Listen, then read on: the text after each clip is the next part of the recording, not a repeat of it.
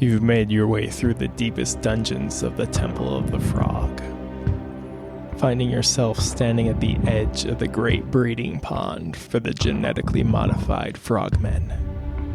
Atop an island in the pond is your target, Stephen the Rock. Wearing his battle armor, he is immune to your spells. He raises his sword, points it at you, and from it launches a lightning bolt. Roll a saving throw against spells. Is that like a reflex save? No, that's wrong edition. What even is battle armor? What? Frogs? Is a save against spells tied to intelligence? No, still wrong edition. All this is from the original Dungeons & Dragons? You're just making this up at this point. All right, time for some Eldritch history. In making some of my previous episodes, it's become clear that I need some general overview episodes so that when I'm talking about the evolution of Vecna or the Medusa over the course of the game, I don't have to explain what I mean by second edition or the Forgotten Realms. And this is going to be the first of those, and it's all about the evolution of D&D specifically, focusing in mainly on the various editions, how they came about, why they came about, and what those changes were, and a little bit of where the influences for what will become 5th edition came from. We'll see some of the origins and the older editions. I'm calling this a brief history of D&D because it's definitely going to be brief. I will not touch on anywhere near exhaustive list of everything that I would like to. Each edition could essentially have its own multi-part episode if I wanted to make that, which maybe one day I will if you guys are interested. But I'm going to be hitting on the broad points is my point, so don't get mad at me if I don't touch on something you really like from edition. By necessity, I have to skim over a lot. And as mentioned in the Die episode, I could trace the history of D&D back a couple hundred years if we were going through the evolution of war games, which again could be its own episode. But I think practically it makes sense to start with 2 games that are directly related to the origins of Dungeons & Dragons. Those being Chainmail and Braunstein, which are intrinsically linked to the 2 men who made D&D, Gary Gygax and Dave Arneson. So starting with Gygax, he was an active wargamer, and he formed the Lake Geneva Tactical Studies Association, a wargaming group. They focused on medieval stuff, but Gygax made rules for all kinds of different games before D&D came around. And Gygax, with his friend Jeff Perrin, also a member of that wargaming group, they developed Chainmail, and these were rules for medieval miniatures. So in many ways, it was just another type of war game, have a bunch of troops on a board, move around, do mass combat and stuff like that. But there was a couple things that made Chainmail stand out. One, they had man-to-man combat rules, where a single miniature would represent a single man instead of a platoon or a troop or something like that. And in Chainmail, these man-to-man combat rules were used for small battles, castle sieges, and jousting. So that was fairly unique for the time. And the other thing that made it stand out was its 14-page fantasy supplement. This was used for recreating wars from fantasy works, most notably Lord of the Rings. And it had fantasy creatures and heroes and spells, which kind of worked a lot like siege weaponry in the war games. But a few of these spells are quite familiar for people who are familiar with D&D: Fireball, Lightning Bolt, and Phantasmal Force.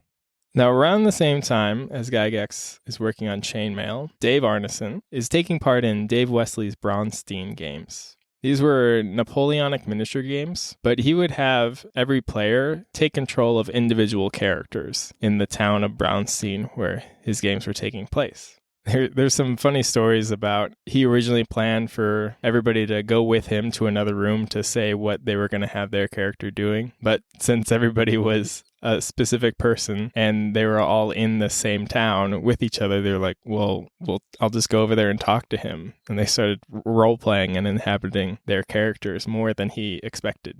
And Dave Arneson was one of these players. And he took these rules for Braunstein and developed Blackmoor, which was a medieval variation. And he originally used Chainmail's combat rules for it. Also notable from Blackmore is that Arneson used 20-sided dice in it. Now, these were still pretty rare at the time. He, in fact, had to get his when he was on a trip to England. They were not readily available in the Midwest United States in the early 70s. A third game, less important, but you'll see why I'm bringing it up later, is Avalon Hill's Outdoor Survival. And this was a game about wilderness skills. It included 5 scenarios, ranging from being inexperienced hikers lost in the woods to playing as a rescue party trying to find a lost person. And in this board game, you got 3 interlocking hex grid maps. So it's like 3 different boards, all with various terrain mapped out in hexes. And it was notable for being sold in outdoor equipment shops and the like, not just hobby shops. So it actually did pretty well for Avalon Hill. Gygax and Arneson were both fairly active in the wargaming community and pretty close to each other geographically. And Arneson was familiar with Gygax's work because he used chainmail, and eventually Arneson was able to show him his Blackmore game. And Gygax thought there was something to that, so they began working together. And by mid-1973, they're ready to publish what would become D&D. And they started to try to shop it around. They went to Guidon Games, which is where Chainmail was published through, and Gygax worked there as an editor. They turned it down. They went to Avalon Hill, the people who publish Outdoor Survival. They also turned them down.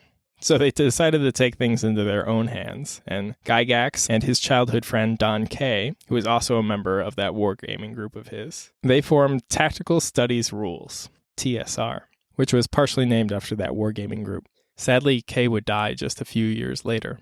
And even after making Tactical Studies Rules, they didn't have enough funds to make a print run of the original D&D box set. They tried to sell another little game to raise up funds, but they came up short. And eventually they turned to Brian Bloom, another member of their gaming group, and he joined with enough capital to publish the first print run of D&D. Later on, Bloom's father, and then after that, his brother would heavily invest in the company as well, which will prove more important down the line. But finally, with funds, they were able to publish the original Dungeons & Dragons box set, titled Dungeons & Dragons, Rules for Fantastic Medieval War Games Campaigns, Playable with Paper and Pencil and Miniature Figures by Gygax and Arneson. This box was a set of 3 digest-sized booklets, kind of a precursor to the 3 core books of D&D. Those booklets were Men and Magic, Monsters and Treasure, and Underworld and Wilderness Adventures. In Men and Magic, you get many of the things from a player's handbook. You got the 3 classes that it started off with, the magic user, the fighting man, and the cleric. You had 4 races to pick from, with humans being the baseline, but you could also play as dwarves, elves, and hobbits, which would, after legal trouble, be changed to halflings. And these demi-humans, the dwarves, elves, and hobbits, they were limited in what class you could choose to play as through them, and then they could only level up so high. Gygax, from an early start, didn't want to make these non-human characters too powerful. Also present was a early version of the alignment system, this one only having 3 options, law, chaos, or neutral, as well as the earliest form of armor class, which ranged from 9 being the worst and decreased to 2, which was the best. There was also XP, granted for killing monsters, but then also determined by how much loot you were able to get and what its value was. And the earliest magic system was what would become known as the Vancian magic system, as it was derived from the novels of Jack Vance. And this was fire and forget magic, most notable for you couldn't reuse the same spell in the same day. The Monsters and Treasures booklet already had some of the classic D&D monsters in it. It had the chromatic dragons, black, blue, green, red, and white. It also had the first metallic dragon, which was gold, and it was the only lawful dragon in the bunch. It had some of the iconic giants, the hill, stone, frost, fire, and cloud giants. It had many of the classic humanoid opponents as well, goblins, kobolds, orcs, hobgoblins, and gnolls, although they're barely distinguished in here. And gnolls are described as a cross between gnomes and trolls, so a little bit different from the hyena-like ones we know today. It also had some of the original monsters unique to D&D, black puddings, gray oozes, green slime, invisible stalkers, and purple worms. In the Underworld and Wilderness Adventures, a proto-Dungeon Master's Guide, it gave an example of what would become known as a mega dungeon, this multi-tiered, multifaceted dungeon, even though they wouldn't really publish anything like that in the game for years. And another thing to point out from this is that the player count is a little bit different than what we expect today. It said that the referee, before they called them dungeon masters, a referee can run 4 to 50 players, but a 1 to 20 ratio of referee to players is suggested. Just shows a few different, ideas of what this game would be like. Going off of that, there aren't really many rules in these books. They're even described as guidelines that provide the framework for fantasy adventuring. And they're not even complete with what they do have. They assume that you own chainmail for the combat system and that you own outdoor survival for your wilderness exploration. These assumptions and the general layout of these works really illustrate that these were hobby wargame supplements. They were designed for the wargaming crowd who are used to things without too much rules and able to improvise. But they would quickly fill in some of these gaps with the supplements for OD&D. The first of which was Greyhawk, and it would eventually become known as basically the core rules that they couldn't fit into the original set. This included the fourth class, the Thief class, the first subclass, the Paladin. It had standalone combat rules, so you wouldn't have to use chainmail anymore. The weapons damage took on a range. Before, it was all of them did 1d6. Now they range from 1d4 to 2d12, very similar to 5th edition. It included more spells, finally going up to 9th level. It included classic magic items like the Vorpal Blades and the Bracers of Defense. It adjusted armor class, so it went from 9 down all the way to -8 now, and included more classic monsters, the Beholder, Displacer Beast, Gelatinous Cubes, Liches, Owlbears, Rust Monsters, Storm Giants, all the other metallic dragons, and their chaotic kings, known as the Platinum Dragon and the Chromatic Dragon at this point. Supplement 2, Blackmoor, named after Arneson's campaign setting, included the Monk and Assassin subclasses, the Sahuagin as monsters. It introduced undersea adventuring, and it contained the first published RPG adventure, Temple of the Frog. Third supplement, Eldritch Wizardry, which, in addition to providing the basis for the name and the sign-off for this podcast, also introduced the Druid subclass, Psionics, introduced the demons and the demon lords Demogorgon and Orcus, and the artifacts of Vecna. Supplement 4, Gods, Demigods, and Heroes, finally gave clerics their gods, based off the Egyptian, Indian, Greek, Celtic, Norse, Finnish, Mexican, and Central American Indian and Chinese mythologies, as well as Robert E. Howard's Hyboria and Moorcock's Elric pantheons. A final booklet was put out during this time, but it wasn't given the supplement designation. It was called Swords and Spells. This is seen as the grandson of Chainmail. D&D being what would become a role-playing game based off of miniature rules, this was miniature rules based off of the role-playing game of D&D, and it included a new mass combat system that involved miniatures. Even at this point, D&D was doing pretty well. For frame of reference, a lot of the games coming out like this for the wargaming crowd, you'd often just throw the rules out there and then move on to the next thing. In fact, after the first D&D box set, TSR put out a few other games. So for them to come back and put out 4, potentially 5, depending on how you look at it, supplements for this game showed that they were on to something here. They were on to something new.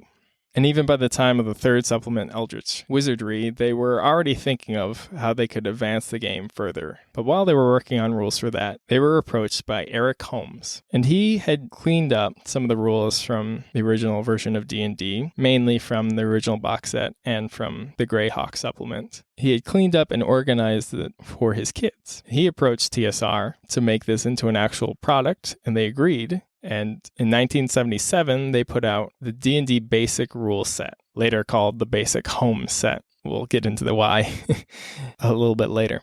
Holmes's and TSR's goal here was to create an easier-to-learn game, especially for younger demographics. And it wasn't intended to be standalone. It only went up to level 3. You were expected to go to the original Dungeons & Dragons rules after that.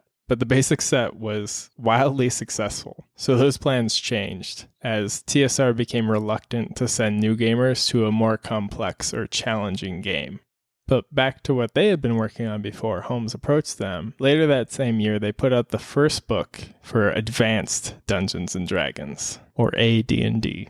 And this was the original monster manual. With this and the rest of the advanced line, Gygax sought to clean up errors, fill in holes, revamp, and make releases more accessible and more professional. He felt that the original Dungeons & Dragons set had been rushed. The Monster Manual in many ways is a transitional release. It was used for original Dungeons & Dragons and the basic box set until the other advanced Dungeons & Dragons rulebooks came out in the following years. The Monster Manual also was the first hardcover in the role-playing game industry. In addition to being more professional, as Gygax sought, it also showed that Advanced Dungeons & Dragons was more expansive, detailed, and specific than its predecessors. The AD&D Player's Handbook wouldn't show up until the following year, 1978. Part of that was because most of the work was being done by Gygax himself. At this point, Arneson had already left the company. The issues between him, Gygax, and TSR could be its own episode as well. So the Player's Handbook finally shows up, and there's a debate about how much revision there actually were in these rules. Some critics and reviewers at the time didn't think there was much changing between original and advanced, but Gygax was adamant that it was a drastically different system. But a lot of the major differences seem to be in the vision of the game. As I had said, OD&D was a framework aimed at wargamers, experienced with filling in the gaps, and with something with less structure. AD&D, on the other hand, sought to be a tighter, stronger, more rigid, and more extensive game. And there were three main reasons for this. Gygax wanted there to be less house rules and outside sources being used, as well as less bending of the rules that he wrote. He also wanted a better platform from which to launch major tournaments, which, if you're not familiar with old school play, yes, there used to be tournaments where you'd competitively play Dungeons & Dragons against each other. Gygax also wanted to aim the game more at the audience, not just the experienced miniature wargamers, but their larger audience, which was made up of wargamers, game hobbyists, science fiction and fantasy fans, those who had never read fantasy fiction or played strategy games, the young and the old, male and female. And just like the Monster Manual, the PHB had more detail. Spells were greatly expanded upon and took up half of the book. It also introduced spell components into the game. The classes included the Cleric, Druid, Fighter, Paladin, Ranger, Magic User, Illusionist, Thief, Assassin, Monk, and Bard. Although the Bard, you had to go through 3 different classes in order to be considered a Bard, so it was widely unplayable. It also introduced the Half-Orcs as a race, and the 9-fold alignment system that we're familiar with now, as well as the Great Wheel cosmology. That's the norm for 5th edition. Unfortunately, it wasn't until the next year that the Dungeon Master's Guide would show up, which meant that in this gap from 77 when the Monster Manual showed up and 79 when the DMG finally showed up, meant that a lot of players had been playing some hybrid of all the editions available with OD&D Basic and AD&D rules all mixed together. A big part of this was because the Dungeon Master's Guide actually contained all the rules for playing the game. You could make a character with a PHB, but you wouldn't know how to even fight with the monsters you had the stat blocks for. The DMG had the rules for how you would roll your characteristics, how you could turn undead, how you could hit a monster or make a saving throw. And it also had a lot of one-off, very specific rules, such as adjustments for pursuit and evasion based on the party size, special AC rules for unhelmeted characters, organizational suggestions for monsters, insanity lists, intoxication effects and recovery, government forms, infravision that causes the eyes to glow bright red. There were all kinds of rules in the AD&D DMG that people hadn't been playing with for years and would continue to not play with even after it was released. Another fairly infamous aspect of the Advanced Dungeons & Dragons Dungeon Master's Guide were the appendices. And there were 16 of these. And some of the more famous ones were Appendix A, which is a random dungeon generation table, so you could play alone in this infinite dungeon. Appendix C contains encounter tables for monsters and includes AD&D's most infamous sub-table, the Random Harlot table. Appendix E lists all the AD&D monster stats, finally listing their experience points value, which wasn't in the monster manual. And probably most famous of all is Appendix N, the inspirational and educational reading lists, which listed the works that had inspired Gygax to make Dungeons & Dragons. AD&D and BASIC would see D&D through its heyday. During the years that they were released, D&D became a Saturday morning cartoon. There were action figures, comics, novels, board games, cross-stitch patterns, coloring books, candy, records and tapes, even Shrinky Dinks. It also saw the introduction of Dragonlance and the Forgotten Realms campaign settings and showed how big a cross-platform appeal that the game and its specific settings could have. Focusing more on BASIC, the reason I had called it the Holmes BASIC set was because it wasn't the last of its kind.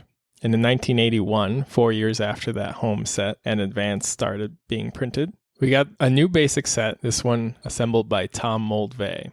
It still went from levels 1 to 3, but it focused more on simplification. There were no separate races and classes anymore, it was just 7 classes, which were clerics, dwarves, elves, fighters, halflings, magic users, and thieves. It cleaned up alignment, it restricted spell choices, and improved the layout. And this was sold individually, but also in a set with the module B2, Keep on the Borderlands, that was written by Gary Gygax. And of this set, Holmes said, "I think the new BASIC set rules are an improvement over the first edition. Not a big quantum jump ahead, but better in a number of minor ways." And the main reason they wanted this new set was that they put out a different set alongside it. This was the Expert set. These were assembled by David Zeb Cook and released simultaneously with the Moldvay set. And these continued on, ranging from levels 4 to 14. And while the Moldvay set said in its introduction, quote, "At the start of the game, the players enter the dungeon," unquote, the Expert set said, "Adventures will take place outside the dungeon." So it finally lives up to that original D&D booklet of wilderness adventures. Before this, only the module Village of Hamlet had anything close to the wilderness exploration rules, whereas all the Expert set adventures would be largely wilderness focused. And these adventures also introduced the known world campaign setting, later called Mystara, which would become the default setting for the BASIC line. Since Moldvay's BASIC and Cook's Expert set were released together, they would become known as the Moldvay BASIC set or the B/X line, furthering it away from the Holmes BASIC set and the follow-up that was released just a couple years later in 1983. It's a brand new set of BASIC rules assembled by Frank Mentzer. And this was known as the Red Box, that iconic image of a warrior facing down the dragon with a red bordered box. That's what this set was. And its main goals were to make the game even more approachable to beginners and to teach the game through the rules. To do that, it was laid out like a tutorial, which would introduce rules and concepts carefully in a specified order. For example, all the rules for the Dungeon Master were only introduced after all the basic player concepts. And this set included a solo adventure to make it easier to learn the rules, and it specifically focused on dungeons to set it apart from the continuation of this line. Whereas the previous one just had Basic and Expert, this one became a whole line of Basic, Expert, Companion, Master, and Immortals, which would lead to it becoming known as the BECMI, or as I always say, BECMI set, to differentiate it from that BX or the Holmes BASIC. All these sets were written by Mentzer. For the Expert set, he didn't change much. He merely tweaked Zeb Cook's previous work to make it more in line with his BASIC box set, and it still focused on wilderness adventures. In 1984, they put out the Companion set, which took the levels from 15 to 25. They had originally planned on releasing one for the Moldvay Zeb BX line, but it just didn't happen. So once the new Mentzer line started, they were finally able to use the Companion idea. And this box focused on kingdoms. And while the rules for ruling strongholds existed in OD&D and AD&D, they were pretty out of favor at this point. So it was a bit of a tall order for Menser to come up with the rules to get this style of play more akin to wargaming back in favor. So he brought in Douglas Niles and Gary Spiegel to create a brand new warfare system, which he wanted, quote, a fast, easy to run, uncomplicated but expandable, comprehensive but not tedious, all new state-of-the-art method for handling really large battles, something that newbies could embrace, but that old schoolers could use without squawking. Nice, simple. Yeah, no problem. But they seem to have done it. They came up with the War Machine, which is one of TSR's best-received mass combat systems. So, well done. After this, in 1985, Menser came out with the Master Set, which expanded the levels from 26 to 36.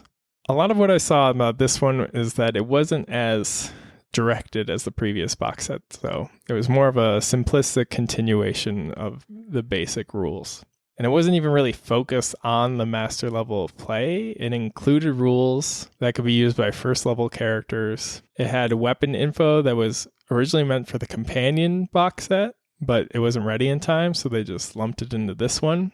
And then the focus of play at this level, instead of being dungeon, wilderness, or kingdom, it was the quest for immortality. But it didn't pay much attention to it, and the rules for immortals were retconned in the upcoming Immortals box set. So the master set was in this weird limbo of adding stuff that should have been in companions, then setting up for the Immortal set that was to come. It didn't really have much identity of its own. And then the next year, Immortal set came out, and this didn't have levels. You went beyond levels at this point, and you'd have 36 ranks. So all the other sets would go up to level 36, and then you'd have 36 ranks of being immortal. Menser described it as the capstone, final, logical conclusion, glimpse behind the curtain, ultimate explanation of all that had come before. But he admits it wasn't really D&D. Instead, it's the epilogue of the story, but not an integral part of the every game play like the others. By the time you're playing this, your characters have attained immortality. They trade in their XP for power points at an exchange rate of 10,000 to 1. Your characteristics would be converted to talent scores and you'd gain new powers. The outer planes became more akin to islands in Astral Ocean, which is weirdly more of a concept you see in 4th edition, much later on. So it didn't have the great wheel that AD&D had. And it had a weird focus on dimensions, which it described as real direction perpendicular to every other. And these immortals can see into the 4th dimension or direction called convergence, while the 5th direction or dimension was called divergence, and it led to the dimension of nightmares. And the companions and master sets weren't expected to do as well as the basic and experts, and they didn't. And at this point, TSR didn't really have any expectations of immortals doing very well, so they kind of just let Menser do his own thing. And yeah, it doesn't seem like it went over that well. I mean, Menser himself says it wasn't really D&D, so people who'd want to play it weren't sure what to do with it.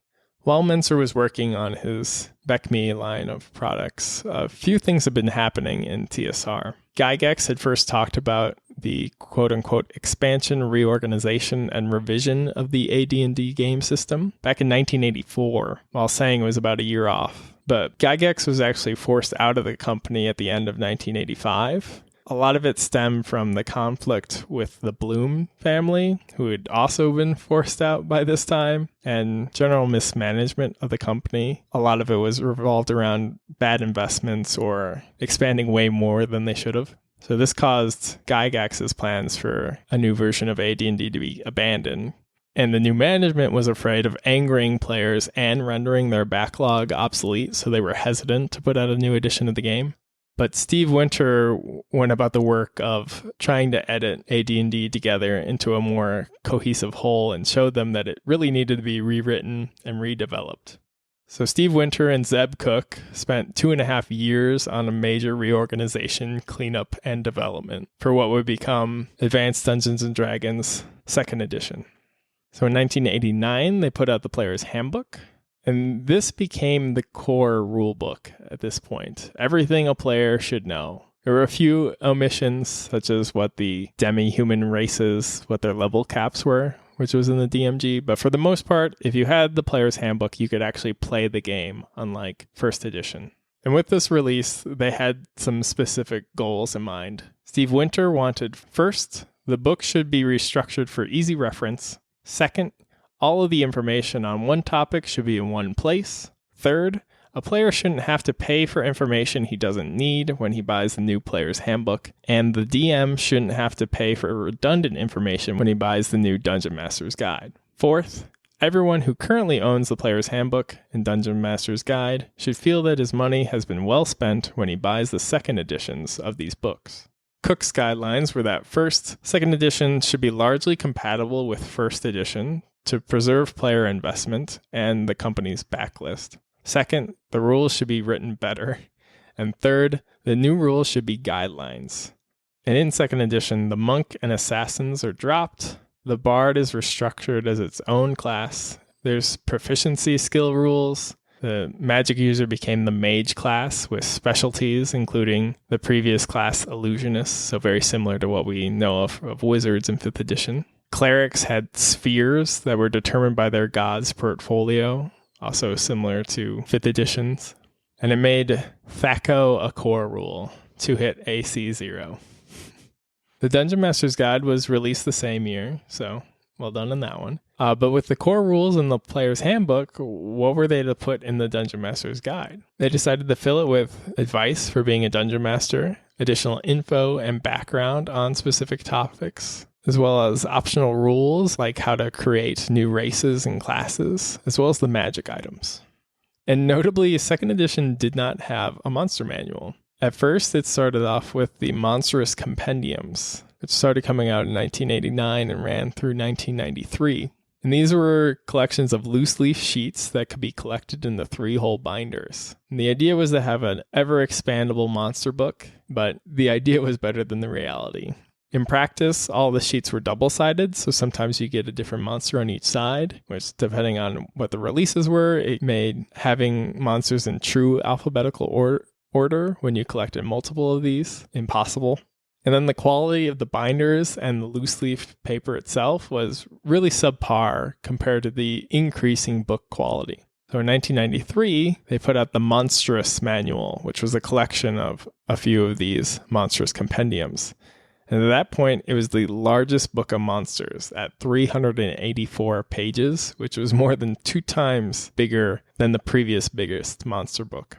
And by the end of that year, the Monstrous Compendiums were done, and they put out these manuals instead. And the 2nd edition era was really marked by the settings, spurred on in part by the multimedia possibilities seen in the Dragonlance and Forgotten Realms settings for 1st edition. But in 2nd edition, we were introduced to Spelljammer, this sci-fi space setting, Ravenloft, a gothic horror setting, Hollow World, which was inspired by the Hollow Earth fiction of authors such as Edgar Allan Poe or Edgar Rice Burroughs, Dark Sun, a post-apocalyptic desert wasteland setting, Al-Qadim based off the 1001 Arabian Nights type myths, and Planescape, which saw characters traveling all over the various planes of existence. Now, by the time 2nd edition was coming out, BASIC was pretty much on its way out, but it was given one last shot in 1991 with the new easy-to-master Dungeons & Dragons game, also known as the Black Box. It's another intro box, and this one used cards to try to teach the game. And it sold well, but it was limited in scope, although it did go up to level 5 this time instead of just 1 through 3. But to complement it was the Rules Cyclopedia, which was a compilation of the basic, expert, companion, and master rules from Menser. This was all organized in the one book instead of 7 split-up booklets from the various sets. But it specifically wasn't an introductory book. It was a reference for playing the basic game. And then there was one more revision of this black box, which came out in 1994, and it was called the Classic Dungeons & Dragons game. And it was the very last product made for the basic line of D&D. In this same year, 1994, Something else happened that really shaped the course of D&D, even though it wasn't directly D&D. That was the introduction of Magic the Gathering, the collectible card game by Wizards of the Coast. Inspired by the incredible success of that, TSR tried its own collectible card game. They had the second one on the market, and it was called Spellfire, but it never quite grabbed market share the way that Magic the Gathering did. They also tried later with a collectible dice game called Dragon Dice, which also didn't pan out too well for them. TSR in general is having a pretty rough go in the mid-90s. By 1997, they're experiencing numerous problems. The whole RPG industry is losing ground to collectible card games. TSR is cannibalizing their own sales with all those various settings, because if you're playing in Dark Sun, you're only going to collect the Dark Sun books. Or if you have your own homebrew setting that you like to run in, you're potentially not going to collect any of the setting-specific books. They're also putting out excessive books and supplements in general. The underperforming Spellfire and Dragon Dice lines didn't help matters, and then an unusually high rate of returns put the final nail in the coffin for TSR. And in 1997, they're sold off to Wizards of the Coast, the makers of Magic the Gathering. And for 3 years, they continue to run the line under the banner of TSR until they're ready to put out their own version, what would become 3rd edition. So it's the year 2000, 3rd edition Dungeons & Dragons. The line is no longer split between basic and advanced. It's just Dungeons & Dragons. And it's designed by Monty Cook, Jonathan Tweet, and Skip Williams. Quite a lot of things happen with 3rd edition. From a gameplay perspective, armor class becomes ascending instead of descending. They remove the restrictions on class and race combinations, and they remove the non-human race level caps. They have skills to replace the non-weapon proficiencies. They introduce feats to the game. There's a new sorcerer class. The thief class becomes the rogue class. They allow multi-classing. And they have prestige classes, which require certain prerequisites before you can go into them. But the biggest change was the development of the D20 system, which was a unified action resolution by rolling a D20 and adding modifiers, what we're familiar with from 5th edition, as opposed to various systems, including THAC0, or looking up in charts from some of the earlier versions of the game. But along with the D20 system was the Open Game License, the OGL, which makes the D20 system open source for third parties. They allowed other companies to flood the market with settings and to make the low-margin modules. And this was a huge difference from TSR, which had been known as fairly litigious. They had lawsuits with Gygax, with Arneson, and with Wizards of the Coast while they were running things. So to have this a free-for-all for third party to come in and make their own based off their system was revolutionary, really. But these rules weren't very beginner-friendly, and they struggled to bring new players into the game. So just 3 years later, they released the revised 3rd edition rules, which was known as 3.5. They sought to clean up the rules issues, make some changes and expansions. They weren't radical changes, but they were numerous. They also made more of an integration with the D&D miniatures game, the DDM. So it was in large part inspired by their experience and success with the Magic the Gathering line. The minis were released with rules for both the miniatures game and D&D, and then 3.5 got a rule book called the Miniatures Handbook for integrating the miniatures as well. They wanted to easily cross-pollinate with the miniatures market, which is really exploding with games like Mage Knight or HeroClix at the time. Wizards also held a setting contest, the prize being $100,000, and you get your setting published for D&D. And the winner of this was Keith Baker with his Eberron campaign, this kind of steampunk, pulp noir, post-war setting with its widespread use of magic and the lightning rails or the Warforged, which are almost sentient robot type characters. And 3.5 became one of the most popular editions of D&D, and it continued the trend of giving players more and more options. The 3rd and 3.5 editions overall, between 2000 and 2007, they had 12 core rule books and more than 50 rule supplement books. And potentially because of that, they still struggled to gain new players. Another aspect of that, though, was that they were starting to compete against the MMORPGs of the time, EverQuest, Ultima Online, and World of Warcraft. And they started looking into 4th edition as early as 2005, just a couple years after 3.5 came out. And they really wrapped up the idea with D&D Insider, which was a subscription service, which came with computer tools for a character builder, a rules library, the digital magazines, and a virtual tabletop so you could play remotely over your computer. But to really get that aspect of the game, they'd have to build up a new version of the game from the ground up, and that's what they did with 2008's 4th edition, designed primarily by Rob Hainsou, Andy Collins, and James Wyatt. And it was built to be a tight, tactical game, ideal for digital integration. They did that by basically doubling down on using the miniatures in play. And the goals for this edition, beyond moving to a digital integration, were to ensure that new players had an amazing experience that teaches them to love role-playing. 3rd edition, as I said, struggled to get new players, so it makes sense that they'd try to course correct there. And Hainsou specifically had the goals of making the game more fun at all levels, whereas 3rd edition had a sweet spot where if you were too low a level, you were pretty squishy, and then the high-level play was dominated by spellcasters, which links into his second goal of making every class important. He didn't want the spellcasters to dominate high-level play again.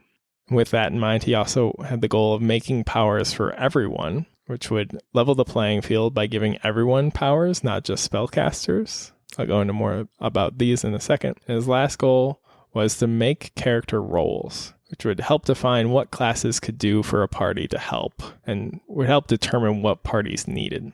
And for a lot of these goals, they were actually inspired by MMOs.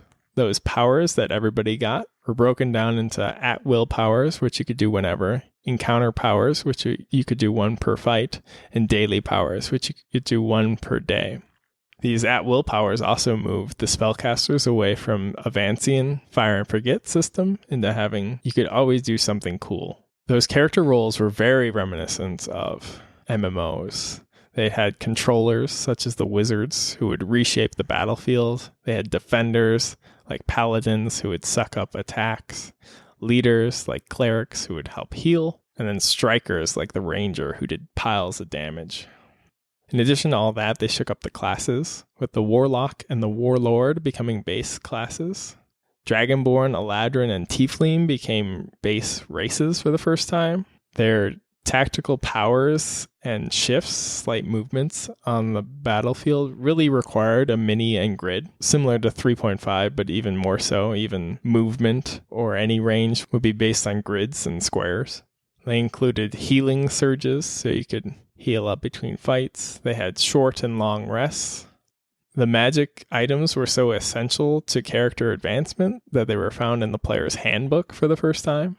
And again, there was a real embrace of the digital tools, or at least the idea of them, because unfortunately they materialized too late. So that virtual tabletop never really became the thing that it was supposed to. In addition, they switched away from the open gaming license, the OGL, to a more restrictive game system license. But all these changes meant that 4th edition was really divisive. Complaints included that it was too combat-oriented. Some people said it was just an MMO. Others said that the characters were all the same, since they all used that power system. But the biggest complaint was that the game was too different. And that, in addition to the switch from the OGL to the GSL, really led to D&D's first foray into the edition wars. There's always been some kind of pushback when a new edition of D&D came out. Like I said, for AD&D, there were some people who said that this isn't really changing much from OD&D. But with 4th edition, even the makers would later claim that they probably did too much at once, which led to a lot of players going elsewhere for D&D, as they felt that 4th edition wasn't even the same game at that point. And they basically led to their own biggest rival during the coming years, which was Paizo's Pathfinder, which was published in 2009, so just a year after 4th edition came out. And this still used the 3.5 edition OGL, since the 4th edition GSL was too restrictive, they kept going with the more open OGL from 3.5, which also allowed people who felt like they were left behind by 4th edition's radical changes to continue playing a game very similar to the game they were already playing. And 4th edition also helped out the old school Renaissance, or OSR, which had started during 3rd edition, but really gained fuel in the 4th edition era as well. Games such as Castles and Crusaders, Labyrinth Lord, and Basic Fantasy.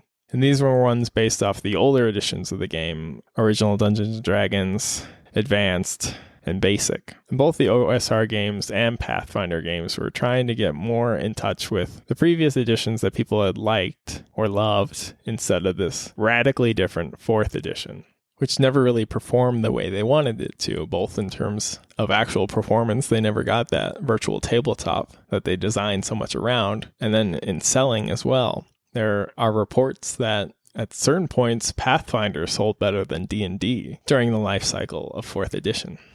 So with as divisive as 4th edition became, and really still is in the community, Wizards announced in 2012 that it was working on the next edition of the game, which at that point was called D&D Next. And to try to alleviate some of that divisiveness, they held a public playtest, the largest in the game's history. More than 150,000 people took part. And D&D Next would eventually become known as 5th edition, with the lead designers of Jeremy Crawford, Mike Merles, and Chris Perkins.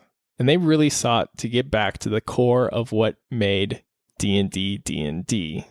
They didn't want to repeat their mistakes from 4th edition of people saying, this isn't even D&D anymore. And with that goal in mind, they actually had the designers play through every edition of the game before they even started writing out ideas for 5th edition. They wanted to see through the years what made D&D D&D. And with 5th edition, you can really see inspiration from all the different versions. Between going through all the old editions and having this public playtest with thousands, almost hundreds of thousands of players, they boiled down to why D&D has been around for nearly 50 years at this point.